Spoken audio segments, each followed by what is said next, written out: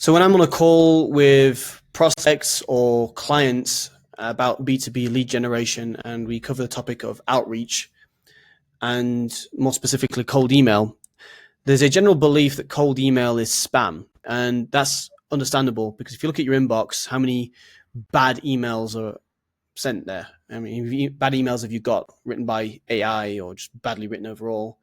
How many times have you been pitched SEO or website development without any personalization or thought about your business, you or whoever? And the reason for that is because getting your email address is actually very, very easy. The barrier to entry is pretty low. Just like getting a business phone number, it's pretty easy. But actually getting people to take interest in what you send them is a different subject, and that's the art of cold email, right?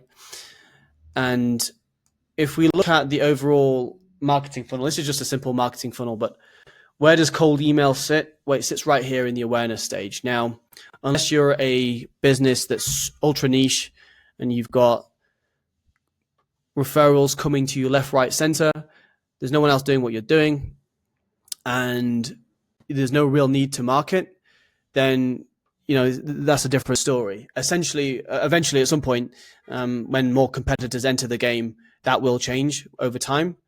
And just look at 3D printing, for example, and AI tools, and any other market. And then at some point, you will need to market and get the awareness out there. So if we look at other methods to generate awareness, well, you've got ads, you've got cold calling, you've got even if you're at a trade show and you've got a booth set up, you've got 1,000 people walking past the booth, then that's you're raising awareness.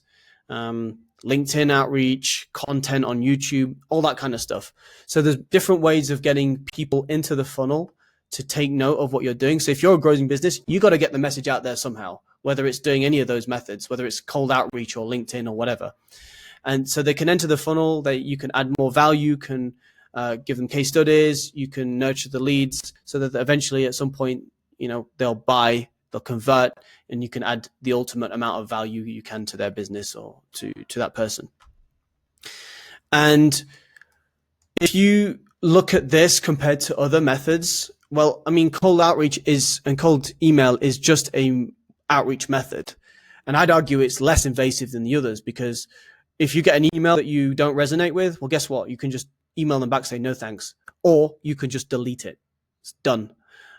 If you're getting an ad or something and you're out of your work time and it's a YouTube ad, for example, and you're watching your favorite podcast and you got to wait 5 seconds to click the skip button, or you can't because you got your hands tied or whatever, or you're doing something else, that's pretty invasive because it's outside of your work time. If you're doing cold calling and you want to have success at cold calling, you got to keep that person that you're reaching out to is obviously very busy, and you've got to hold their interest for a certain amount of time so that they don't lose interest. So that is pretty invasive as well.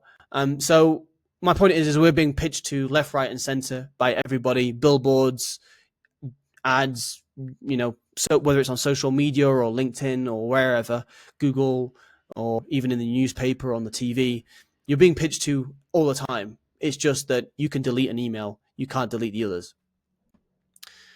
And if you've got a list of leads, and ideally they're targeted, right? They're targeted. It's not just anybody with an email address. And you've got a list of leads from a specific demographic, a specific company type, industry, in a location. You've got, if you're reaching out to warehouse managers, you've got the warehouse managers or people in that, or operations managers. You've got the people that follow the demographic who would be a decision maker for what you sell. And you're wanting to do cold outreach, and you've already got the belief that cold outreach is spam or cold email is spam, then you're going to send spam. And I'd encourage you to not send anything and change your perspective instead. And the perspective I want you to think about is, if I've got that warehouse manager in front of me, just one, forget the term cold email. If I've got that person in front of me, how would I reach out to them to introduce myself, not waste their time, and get my value proposition in front of them so that they can express their interest in a few seconds? How would I do that? How would I go about doing that? And when it comes to email, most people don't read emails. They scan them. They don't go through everything. They'll go, okay, I get the gist of this. Am I interested? Yes or not? Do I respond to it? Yes or no? Okay. That's basically what goes through someone's mind when they're reading through an email. Now, our challenge in the art of cold email, I bring the term cold email back in, is how can I add value, enough value for that person to express interest in just a few seconds? Cold email essentially is personalized outreach at scale. That's all it is. And we want to make it effective. How do we add some kind of relevance in there? Why are we reaching out that person in the first place? Like, that's got to be like the first thing that they see in the email is, okay, I'm not just part of a list. They're reaching out to me for, I'm being reached out for a reason, whether they've noticed something in my company, whether they've noticed that I've hired somebody, whether they noticed that we failed an audit, whether they've noticed that we've expanded, whether they've noticed, or whether they are reaching out to other people like me because they've noticed that people like me have had a problem with a specific thing, right? That's generally how, if I'm a recipient of an email, that's kind of like how I'd receive it, or some kind of personalization based on what I mentioned. Now, how to get good at this? Well, this goes beyond the scope of this video. That goes into market research. That goes into trial and testing. I'll create another video about email copywriting in a bit, specifically cold email copywriting and cold email sequence copywriting. But I just wanted to give you that thought about the belief that cold email is spam. I generally don't believe cold email is spam, and because I don't send spam, that's the difference.